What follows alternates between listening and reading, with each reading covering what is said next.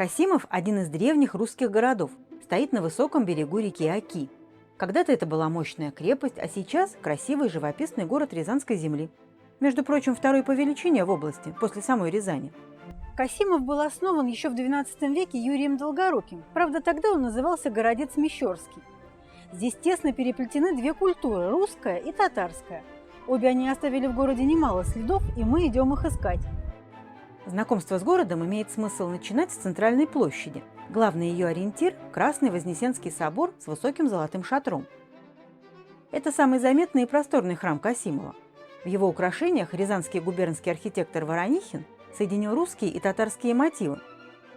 В советское время собор был отдан под спортшколу, а колокольню сначала использовали как парашютную вышку, а потом и вовсе снесли, но теперь храм уже действует и отреставрирован. Вокруг него как будто закручивается все кольцо площади с торговыми рядами и множеством красивых богатых особняков. Торговые ряды, 3 корпуса с колоннами и арками, были построены на деньги касимовских купцов. Пока что торговля в них не ведется, а не на реконструкции и реставрации. Зато в выходные дни вокруг них шумит местная небольшая ярмарка.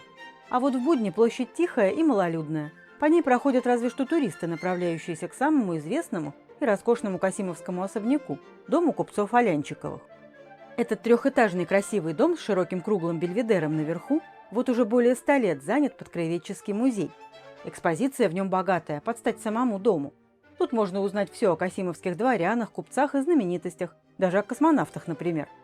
Рядом с музеем широкая белая Успенская церковь XVIII века. Как и соседние торговые ряды, выстроена она была на купеческие деньги. Кроме купеческих особняков, здесь есть и старинные казенные здания, городская управа, училище, суд. А когда-то здесь был земляной Кремль, снесенный в XVIII веке за ненадобностью. Прямо от Соборной площади ровной линией тянется центральная улица города, Советская, бывшая Соборная или Большая. Дома на ней выстроены такие, что любой областной центр мог бы позавидовать. Многие особняки украшены балконами с коваными перилами, колоннами, замысловатой лепниной, фигурными наличниками на окнах.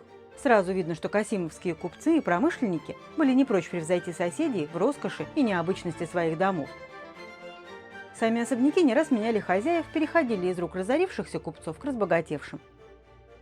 Сейчас в старинных домах кафе, магазинчики и музеи. Немало старинных зданий собрано и вокруг площади Победы, которая раньше называлась Татарской. Посреди нее стоит, правильно, ханская мечеть. В ней работает музей, посвященный истории касимовских татар. Экспонаты там просто уникальные.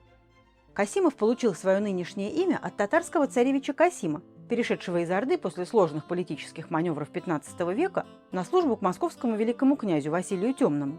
Эти места Василий отдал Касиму во владение. Так на краю московского княжества появилось небольшое ханство. Царевича Касима помнит высокий белый минарет, построенный в XV веке. Самая старая на сегодня постройка города. А стоящее рядом небольшое зданице – не что иное, как древняя усыпальница или тикие Шах-Али-хана, выстроенная в XVI веке. Здесь погребен он сам, его родственники и, по легенде, казанская царевна Сюембике, которую Иван Грозный силой отдал Шах-Али-хану в жены. Красавице-царевне в 2022 году установили памятник около мечети. Весь район вокруг мечети был заселен потомками татар, пришедших на службу к русскому князю вместе с царевичем Касимом или потянувшихся сюда попозже. С древними татарскими памятниками соседствует новый мемориал касимовцам, погибшим в Великой Отечественной войне. А во флигеле старинной татарской усадьбы находится музей, где нам рассказали о местных промыслах и ремеслах. Здешние жители испокон веков были изобретательными и умелыми. Испокон веков Касимовская земля славилась своими ремесленниками.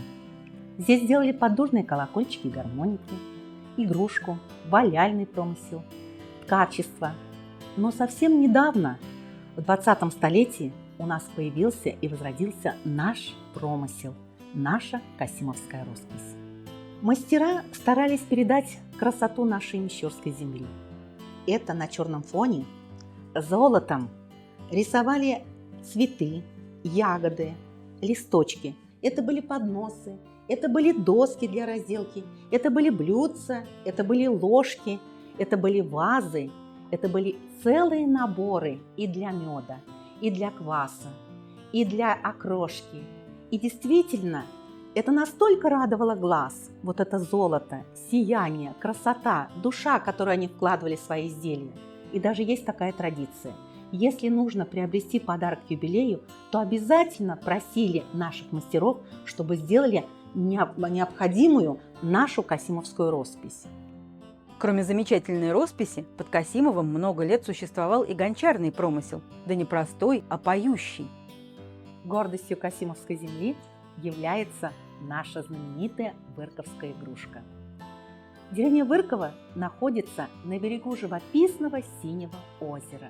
И вот именно там жители этой деревни добывали уникальную по своим свойствам глину. Она была настолько пластичной, что из нее можно было вылепить не только предмет домашнего обихода и утварь, но и сделать игрушку. Практически вся деревня занималась этим промыслом. Посреди деревни стоял горн и обжигали фигурки. Преимущественно мужчины делали вот такие крынки, делали кувшины, делали различные емкости для хранения кваса, молока, творога, окрошки. А вот женщины для своих малых детяти делали замечательные игрушки. Это были свистульки в форме петушка, свирельки. Это были различные игрушки и сюжеты из сказок. И надо сказать, что эти свистульки все издавали звуки, уникальные звуки.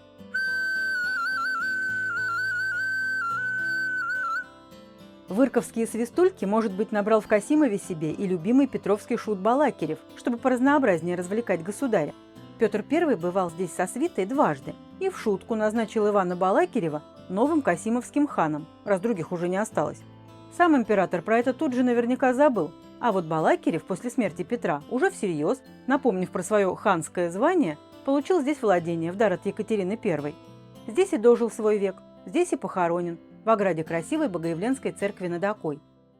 Это, кстати, самая старинная из сохранившихся православных церквей Касимова. По преданию, здесь стоял монастырь городца Мещерского, тоже, разумеется, Богоявленский. Рядом с храмом новый памятник Александру Невскому. Одна из исторических версий гласит, что князь в дороге заболел и постригся в монахи Богоявленского монастыря под именем Алексей. Здесь же вскоре и скончался. Собственно, эта часть Касимова и есть самая старая, изначальная. Укрепления городца Мещерского находились на возвышенности над небольшой речушкой Бабинкой, впадающей в Оку. Вот она течет по дну глубокого оврага. Сейчас это место называется Старым Посадом. На нем над обрывом стоит высокая Ильинская церковь. Здесь же, на Старом Посаде, в самом отдаленном древнем районе города, находится еще один мавзолей Текие, усыпальница араб Мухаммед хана. Мавзолей выстроен в 17 веке и украшен узорами уже в русском стиле. Его выстроила супруга хана Алтын-ханым, о чем и сообщает надпись на каменной доске над входом. Мавзолеями и мечетью не ограничивается история касимовских татар. Роскошный дом Костровых на Оке, неподалеку от ханской мечети, владение одного из самых богатых купеческих семейств татарского происхождения. Есть в Касимове даже татарская улица. А мы по берегу вдоль Оки опять возвращаемся в нынешний центр города, на Рязанский спуск, ведущий вниз от торговых рядов. Тут стоят въездные обелиски с двуглавыми орлами. Они здесь установлены не просто так. Петр I прибыл в Касимов именно через этот въезд в город от реки Оки. Теперь это место называется Петровская застава. Петр от заставы по Рязанскому спуску поднимался вместе со свитой к центральной площади. Он побывал в Касимове дважды, и город ему весьма понравился. Здесь позднее бывали и другие знаменитые и знатные гости, а сам Касимов развивался и богател. Это хорошо видно по обилию и разнообразию старинных жилых домов. В наши дни Касимов – красивый и атмосферный городок с множеством памятников прошлых веков. В интересных музеях, комфортабельных гостиницах и вкусных кафе недостатка нет. Добираться сюда удобнее всего автомобилем, но ходят автобусы из Москвы и Рязани. В каждом выпуске мы рассказываем о необычных и интересных местах. Подписывайтесь на канал, пишите, о чем еще хотели бы узнать, смотрите и путешествуйте.